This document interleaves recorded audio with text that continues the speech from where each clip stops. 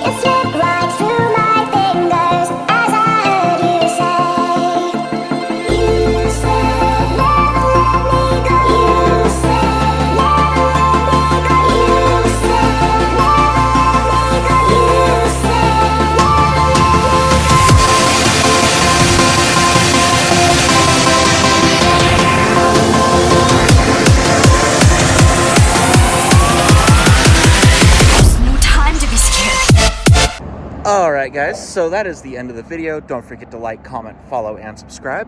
See you guys next video, and yeah, see you guys next video.